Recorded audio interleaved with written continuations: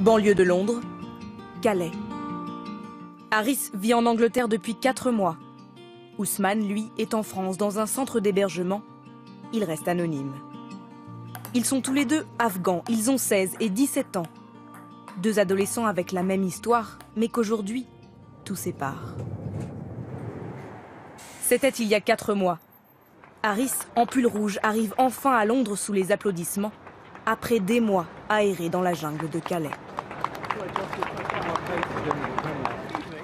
C'est son oncle qui est venu l'accueillir à son arrivée. Son oncle, chez qui il a aujourd'hui trouvé refuge. Quand je l'ai vu, je pensais que c'était un rêve. Mais c'était la réalité. Ses petits cousins l'ont rapidement adopté, lui qui n'avait plus de famille. Ses parents sont morts, sa maison a été incendiée. Dans sa fuite vers l'Europe, il a aussi perdu un frère. Il a été tué à la frontière avec le Pakistan. Parfois, des gens me demandent « Est-ce que c'est votre fils aîné ?» Je leur dis oui, c'est mon fils aîné.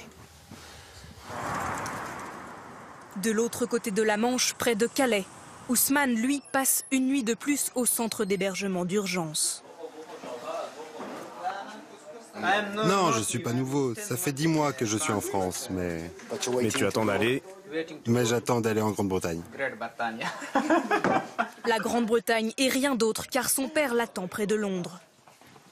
Derrière ses éclats de rire, Ousmane dissimule sa détresse.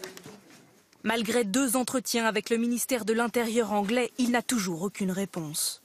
Mon père leur a dit « je prends toutes les responsabilités ». Peut-être qu'ils vont finir par accepter, mais à chaque fois ils demandent des preuves.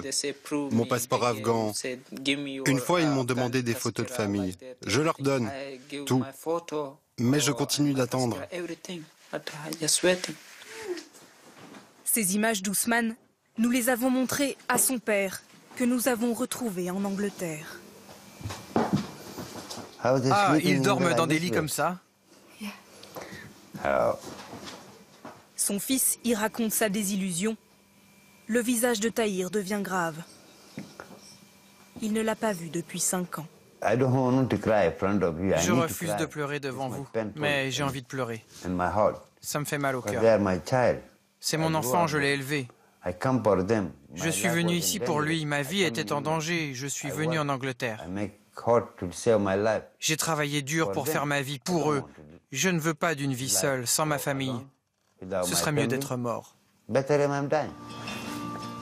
Alors Tahir préfère espérer que le Royaume-Uni tiendra son engagement. Que le Royaume-Uni accueillera tous les mineurs qui ont de la famille ici, pour qu'Ousmane puisse à son tour entamer une nouvelle vie.